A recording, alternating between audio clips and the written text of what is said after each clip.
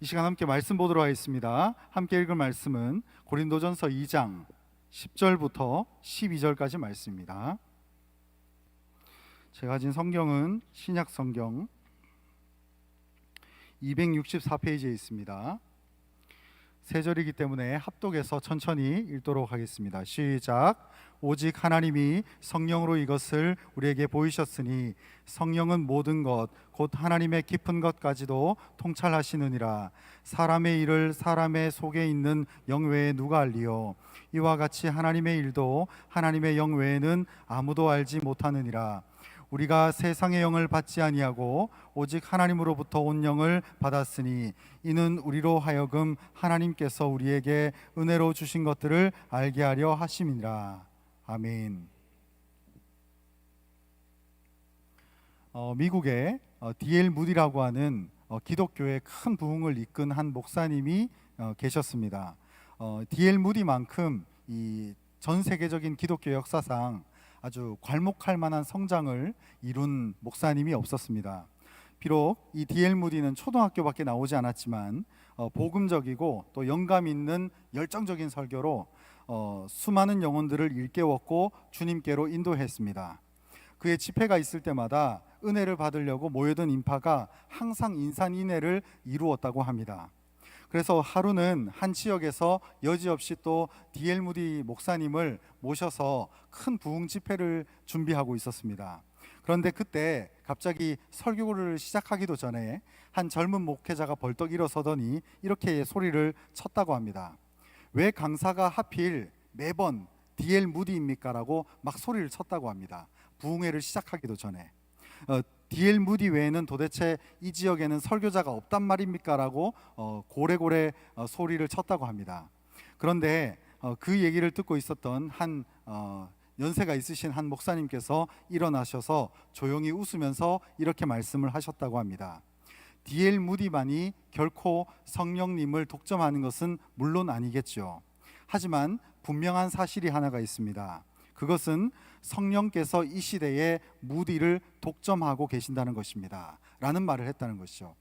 그러자 그 자리에서 썰렁했던 그 장내의 분위기가 완전히 되살아나면서 이전에 없는 아주 놀라운 부흥회가 되었다고 하는 기록이 있습니다. 조금 다른 이야기일 수 있겠습니다만 사도행전 24장에 보면 이 사도 바울이 벨릭스 총독 앞에서 신문을 받는 장면이 나옵니다. 우리 사도행전 24장 24절부터 25절을 한번 읽기를 간절히 소망합니다. 사도행전 24장 24절부터 25절 두 절입니다. 같이 한 목소리로 읽겠습니다. 시작. 수일 후에 벨릭스가 그 안에 유대 여자 드루실라와 함께 와서 바울을 불러 그리스도 예수 믿는 도를 듣거늘 바울이 의와 절제와 장차오는 심판을 강론하니 벨릭스가 두려워하여 대답하되 지금은 가라. 내가 틈이 있으면 너를 부르리라 하고. 아멘. 성경에서 이런 표현이 나온 것이 참 이례적인데 벨릭스 총독, 이 로마의 총독이 사도 바울을 부른 다음에 신문을 합니다. 그래서 네가 지금 이 많은 요동을 일으키고 있는데 네가 지금 믿고 있는 도의 실체가 뭐냐? 네가 지금 하나님 예수를 믿는다고 지금 이렇게 난리법석을 피우고 있는데 네가 지금 믿고 있는 이 도의 핵심 요지가 뭐냐? 라고 질문을 합니다. 그러자 이 질문을 받은 사도 바울이 방금 읽은 25절에 보면 의와 절제와 장차오는 심판을 강론했다라고 설명하고 있습니다. 그래서 기독교의 이 도의 요체는 의와 절제와 심판이라는 것입니다. 우리가 흔히 도하면 이제 길거리에서 그런 분들을 만나보셨는지 모르겠는데 도를 아십니까를 이렇게 만나보면 이 마치 도라는 이 한자어를 듣다 보면 우리가 받아들이기에는 좀 생소한 느낌이 없지 않습니다. 그런데 분명히 여기서 말하는 이 예수 믿는 도는 쉽게 설명하면 진리라고 우리가 생각해 볼 수 있다는 것입니다. 제가 이 도라고 하는 한자어가 성경에 나오니까 조금 옛날에 봤었던 이 책이 생각이 나서 그 책의 내용을 좀 힌트로 삼아서 한 가지 말씀을 드리려고 합니다. 특별히 도라고 하는 이 한자어를 쓰는 한자 언어권에서는 진리에 따른 이르는 단계를 세 단계로 규정하고 있습니다. 혹시 그 세 글자가 혹시 뭔지 아시나요? 진리에 이르는 단계 세 글자. 아마 들으면 A 하실 분도 계실 것이고 좀 이렇게 너무나 익숙한 말인데 그게 진리에 이르는 도인가라고 생각을 하실 수 있습니다. 그런데 한자 언어권에서 사용할 때에 이 진리에 이르는 단계 세 단계를 이 세 글자로 규정을 합니다. 그것은 바로 진, 선, 미입니다. 좀 익숙하시죠, 그죠? 마치 미스 코리아에서 그 수상을 하는 사람들의 그 타이틀이 미스 코리아 진, 뭐 미스 코리아 2020, 뭐 선, 미 이렇게 등장을 하지 않습니까? 그런데 이 한자 언어권에서는 진리에 도달하는, 이 도에 도달하는 그 단계를 진선미의 단계로 나누고 있습니다. 특별히 밑에서부터 살펴보면 첫 번째 단계가 미입니다. 미에서부터 선, 진으로 이렇게 올라갑니다. 그 세 번째 단계가 미인데, 이 미의 단계는 쉽게 설명하면 한자로 여러분들이 익히 알고 있는 것처럼 아름다울 미입니다. 이 미의 단계에 이르는 사람들을 보면, 제가 저희 교회 처음 이렇게 면접 보러 왔을 때, 담임 목사님 뵈러 면접 보러 왔을 때가 생각이 났는데, 본당에 들어왔을 때 우리 이 귀한 본당을 보면서 제가 느낀 한 문장이 그거였습니다. 와, 크다. 그리고 와, 좋다. 그런데 이 단계가 미의 단계입니다. 뭔가 사물을 보는데 그 사물에 대해서 생각을 하거나 가치 판단을 하는 게 아니라 와, 멋있다. 와, 예쁘다. 와, 잘생겼다 라고 하는 그 사물을 볼 때에 당장 느끼는 인식을 미의 단계로 보는 것이죠. 예쁜 것에 주목합니다. 그런데 참 미스 코리아도 이름을 참 잘 지었죠, 그죠? 이 미의 단계가 우리는 최고의 아름다움이라고 생각할 수 있지만, 이 미스 코리아에서 누가 이런 용어를 지었는지 모르겠는데 미의 단계가 3등입니다. 그 다음 위의 단계가 바로 두 번째 선의 단계이죠. 선이 어떤 선자인지 아시나요? 착할 선자죠, 그죠? 이 착할 선자는 어떤 사물을 미의 단계로 보고 있는데, 이 미에는, 이 아름다움에는 어떤 착한 의도가 있다는 것으로 우리가 판단하는 것이죠. 제가 저희 교회 본당을 왔을 때 이 미의 단계는 와, 본당이 크다, 이게 미의 단계지만, 선의 단계는 제가 이제 작년에 보니까, 저는 함께하지 못했지만 부활절날 이 많은 울산의 교회에서 많은 성도분들이 오셔서 한 8,000명 정도가 오셨다 그러더라고요. 그래서 그 귀한 사역과 행사를 하기 위해서 이 공간이 참 존재하는구나, 이 코로나 바이러스가 판을 치는 지금 이 상황 속에서도 우리가 예배 드릴 수 있는 이 좋은 공간이 우리에게 축복이구나라는 것을 생각할 때, 이것이 바로 선의 단계라는 것이죠. 예쁘고 잘생기고 멋있는 데는, 그 미의 단계에는 이유가 있다라고 생각하는 것이 선의 단계입니다. 그러나 여기서 끝나지 않죠. 그 최종적인 단계인 진의 단계에 올라가면 이 진짜가 한자로 무슨 잔지 아시죠, 그죠? 참진짜입니다. 참된 것을 보는 것이죠. 이 모든 지금 이 공간이 이렇게 지어지고 이 코로나 바이러스 상황 속에서도 우리가 함께 예배 드릴 수 있는데, 이 모든 공간과 예배의 그러면 본질이 뭐냐? 바로 그것은 하나님을 발견하는 것이고, 하나님께서 창세 전부터 계획하신 뜻과 그 하나님의 선하신 의도가 있기 때문에 우리가 지금 이 시대를 살아가고 있고, 우리가 지금 모여서 예배드릴 수 있구나, 이 참된 것을 발견하는 것이 진의 단계라는 것입니다. 그래서 우리는 이 진선미의 단계를 거치면서 진리를 따르는 것이 이 한자 언어권에 가진 사람들이 가지고 있는 이 진리라고 하는 그 단계에 이르는 어떤 과정이라는 것입니다. 그런데 어떤 문헌들을 살펴보면 이 진선미의 단계를 올라가다 보면은 오류가 발생을 한다는 거죠. 뭐가 문제가 되냐면, 어떤 사람들은 시작도 하지 않고 미의 단계에서만 머문다는 것이죠. 그리고 어떤 사람들은 진의 단계로 올라가기 그 직전인데 선의 단계에서만 머물러서 거기서 멈춰버린다는 거죠. 그리고 그 단계에 있으면서 내가 마치 참된 진의 모든 것을 아는 것처럼 상황을 판단하고 이해하는 그런 오류들이 발생한다는 것입니다. 제가 오늘 설교 제목을 성령이 행하사라고 말씀했는데, 이 제목을 정했는데, 이 제목의 핵심은 결국 성령 충만이라는 것입니다. 그래서 제가 이 진선미의 단계와 성령 충만과 연결해서 한번 오늘 말씀을 한번 잘 들어보시면 우리의 삶 가운데 정말 큰 유익이 있을 줄 믿습니다. 제가 오늘 본문 말씀을 다시 한번 돌아가 보면, 이 본문에서는 하나님의 지혜를 깨닫는 최선의 방법으로서 성령께서 오셔서 개입하셔야만 하나님의 지혜를 알 수 있다는 것을 오늘 본문은 정확하게 설명하고 있다는 것입니다. 오늘 본문 10절과 11절을 한번 살펴보도록 하겠습니다. 10절과 11절입니다. 한번 읽어주시면 감사하겠습니다. 10절과 11절 시작.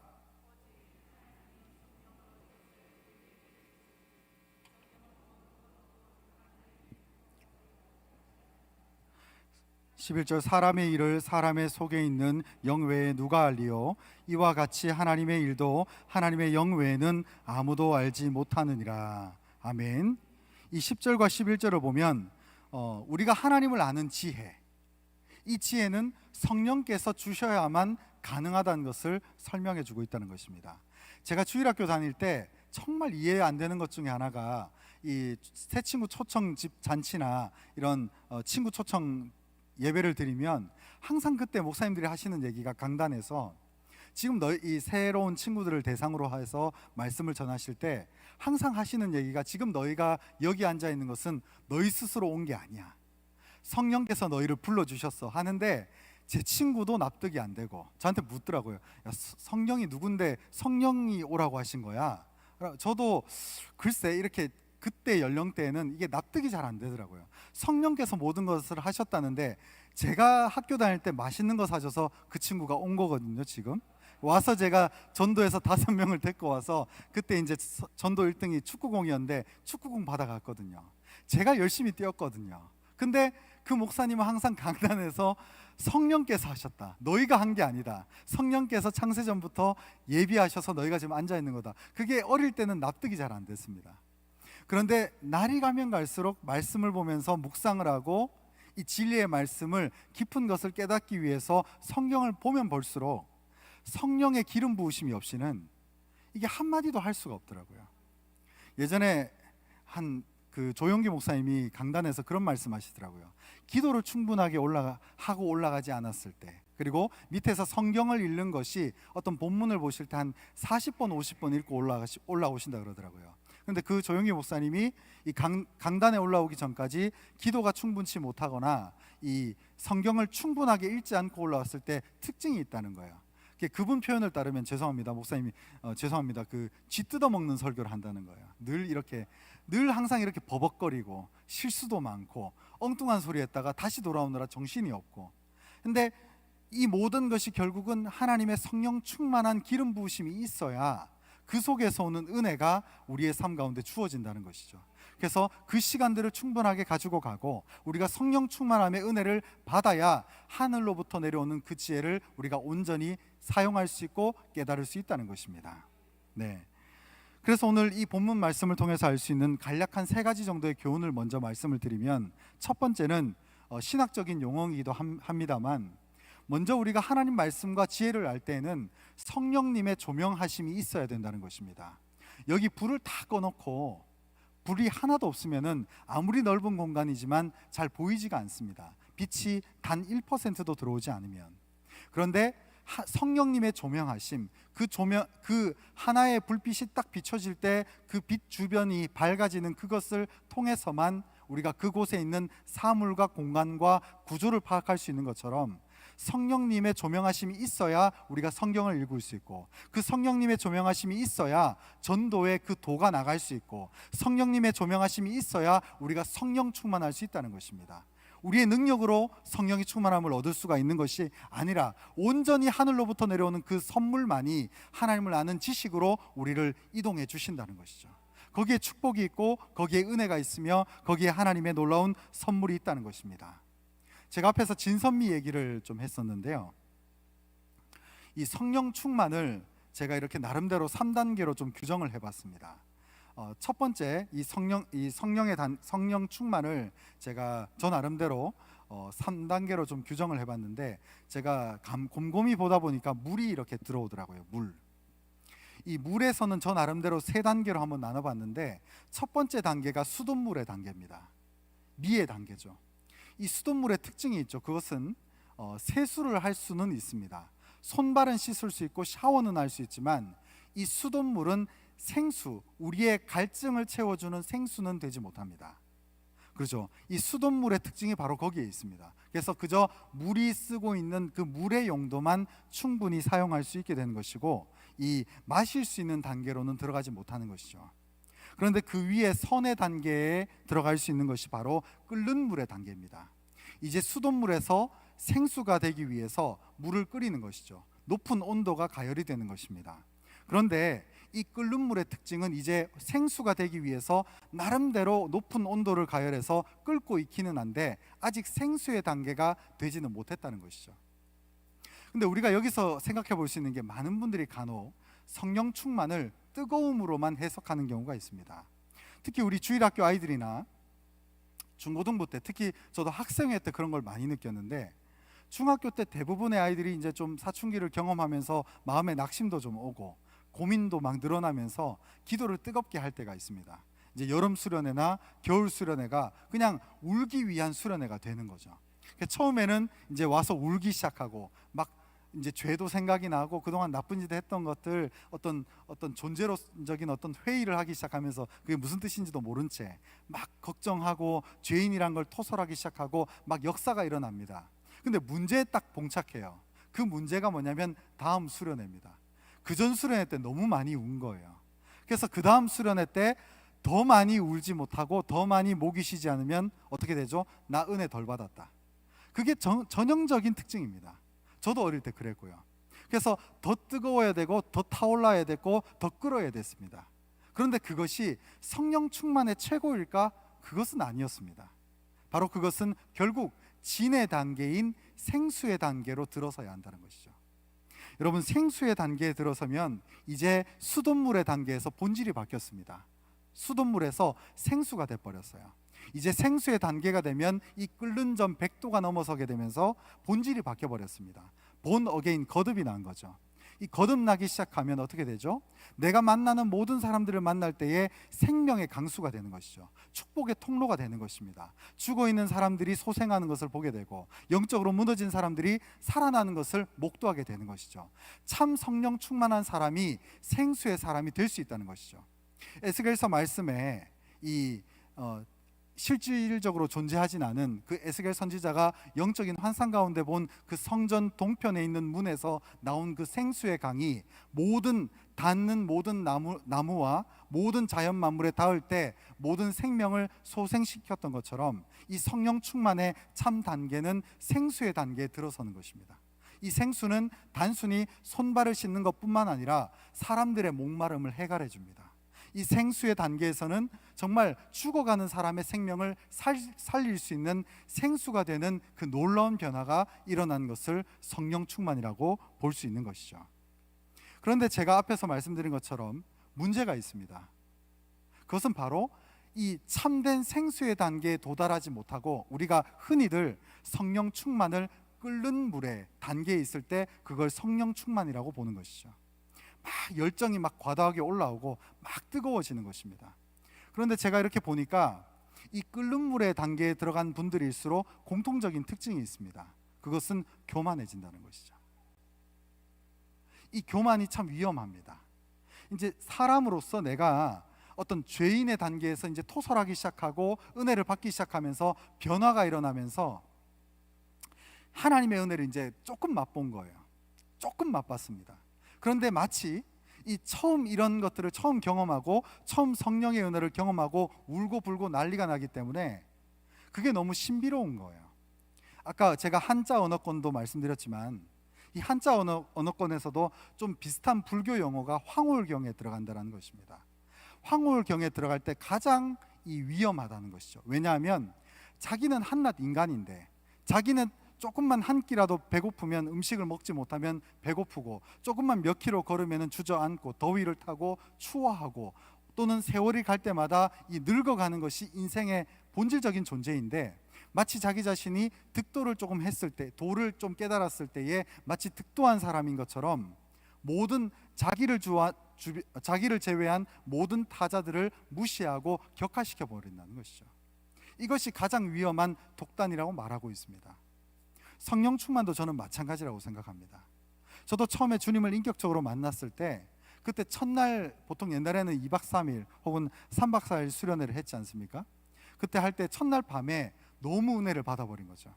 그리고 나서 남아있는 수련회 기간 동안 밥을 안 먹어도 배가 부르고 뭐 잠을 안 자도 졸립지도 않고 막 그런 시간들이 계속될 때에 굉장히 신비롭다는 생각을 했었습니다. 그런데 문제는 저도 그런 시간들을 보내면서 어렸을 때 10대임에도 불구하고 교만이 찾아오더라고요. 마치 내가 모든 것을 아는 것 같고, 내가 모든 사람들을 함부로 정죄하고 판단하고 규정하며 무시하던 그런 하찮은 하수임에도 불구하고 신앙의 고수인 것처럼 흉내내는 그런 끓는 물의 단계가 있었다는 것이죠. 여러분, 우리에게 있어서 참된 성령 충만은 타인의 생명을 살리는 것입니다. 우리의 끓어오르는 그 온도가 다시 한번 내려가면서 생수의 단계가 됐을 때는 우리의 온도가 뜨거워도, 우리의 온도가 식어도 이제는 수돗물로 돌아가지 않습니다. 생수의 단계를 유지하는 것이죠. 비록 뜨겁게 기도하지 않아도 성령 충만할 수 있습니다. 비록 내 삶이 막 뜨겁게 갑자기 달아오른다 하더라도, 갑자기 찬양이 뜨거워지더라도 균형을 잡게 됩니다. 그리고 다른 사람들을 배려하게 되고 사람들의 연약함이 내 연약함이 되고 같이 동감을 하게 되는 것이죠. 여러분, 이것이 진정한 성령 충만의 길이라고 저는 확신합니다. 그래서 우리는 이 참된 생수의 단계에 들어설 때에 우리의 삶 가운데 진정한 성령 충만의 길이 나올 줄 믿습니다. 저는 오늘 말씀을 근거로 해서 두 가지 정도의 결론의 말씀을 얻고자 합니다. 첫 번째는 우리는 이 수돗물과 끓는 물의 단계를 넘어서서 진정한 생수의 단계로 들어서야 한다는 것입니다. 호세아서 7장에 보면 뒤집지 않은 전병 비유가 있습니다. 그 뒤집지 않은 전병 비유의 이야기는 그렇습니다. 어떤 사람이 전병, 우리로 따지면 떡보다는 오히려 제가 좋아하는 음식이 하나가 있는데 부침개를 생각해 보면 되더라고요. 어떤 사람이 부침개를 후라이팬에 이렇게 굽고 있는데 밑에서 불을 가열하고 있는데 이 비유의 주제가 뒤집지 않는 거예요. 전을 먹으려고 이렇게 전을 쫙 깔았는데, 밀가루를 평평하게 깔았는데 한 번도 뒤집지 않게 되면 어떻게 되죠? 밑에서 불을 올리는 밑에 면은 새카맣게 타고 위에서 한 번도 뒤집지 않은 채로 있는 것은 설익어 버리는 것이죠. 이게 뒤집지 않은 전병의 비유입니다. 이것은 바로 호세아 선지자가 그 당시 영적인 상태를 비유하고 있는 것인데 오늘날 우리에게도 그대로 적용이 됩니다. 오늘날 많은 사람들이 교회는 들어왔다 나가지만 한 번 예배 드리고 집에 가버립니다. 너무나 안타깝습니다. 왜 수돗물의 단계에서 머무는지. 1시간 예배로 만족할 수가 없습니다. 왜냐하면 그 1시간 예배를 무시하는 것이 아니라 이 하나님을 믿는 신앙은 한 일회적인 예배로 끝나는 것이 아니라 관계이기 때문에 그렇습니다. 하나님과 끊임없이 관계를 맺고 새벽 기도에도 나와서 기도하고 금요 성회 때 같이 춤추면서 자유롭게 찬양하고 더 뜨거운 성령의 충만함을 맛보아야 됩니다. 하지만 뜨거운 것이 끝은 아니죠. 그 끓는 전 100도를 넘어서 이제 온도가 내려오더라도 하나님의 은혜 가운데, 그 철철 넘치는 하나님의 풍성한 은혜 가운데 우리가 거할 수 있는 것이 진정한 성령 충만의 길이라는 것입니다. 그래서 우리는 이 뒤집지 않은 전병의 비유를 우리의 삶 가운데 좋은 교훈의 말씀으로 삼아서 우리의 삶 가운데 혹 지금 영적인 것에 관심이 없는 분이 혹 계신다면, 물론 이 오후 예배 오신 분들은 갈망이 나름 있으셔서 오실 거라고 저는 확신합니다. 만약에 혹 소수의 분이 그냥 수돗물처럼 그냥 예수 믿는 것을 아주 쉽고 얇게만 생각하고 사셨다면, 제가 다시 한번 말씀드리지만 그것은 아닙니다. 예수가 전부입니다. 이 예수 믿는 신앙은 내 삶의 일부분, 내 삶의 어떤 파편 덩어리가 지금 붙어 있는 게 아니라 내 인생 전체를 갈아엎는 놀라운 원동력이 되는 것이 바로 성령 충만이고 예수 믿는 기독교 이 도의 요체입니다. 그래서 우리는 이 설익은 부분, 이 수돗물의 단계도 아니고 또 끓는 물에 완전히 타버린 그 면도 아니라 하나님이 기뻐하시는 잘 익은 전병이 되어야 될 줄 믿습니다. 그리고 두 번째 결론은 참된 성령 충만 가운데 거할 때 우리의 삶에 비로소 소망이 있다는 것입니다. 참 안타까운 것은 놀라운 은사를 이렇게 바라시는 목사님들이 있습니다. 참 선배 목사님들이 계시지만 그분들이 그 영성이 오래가지 못하는 것을 보면, 원인을 찾아보면 결국 교만이었습니다. 아무리 놀라운 은사를 부어주더라도, 아무리 놀라운 은혜를 하늘에서 강물같이 부어주더라도 교만한 그릇이 돼버리면 하나님은 움직여버리십니다. 성령께서는 떠나십니다. 결국 우리가 그 성령의 충만함을 날마다 유지하면서 나아가려면 첫 번째는 상한 심령이 되어야 되고, 두 번째는 그 상한 심령으로 드리는 예배 가운데 임하는 그 감사의 예배가 우리의 삶을 뒤덮을 때 우리의 삶은 날마다 성령 충만함이 거할 줄 믿습니다. 바로 이 말씀을 늘 기억할 수 있는 우리 모든 심령이 되었으면 좋겠습니다. 이 시간 함께 찬양하기를 간절히 소망합니다. 이 시간 가사를 좀 묵상하면서 찬양하기를 소망하는데, 나의 가는 길이라는 가사가 있습니다. 나의 가는 길 주님 인도하시네, 그는 보이지 않아도 날 위해 일하시네. 함께 찬양하도록 하겠습니다.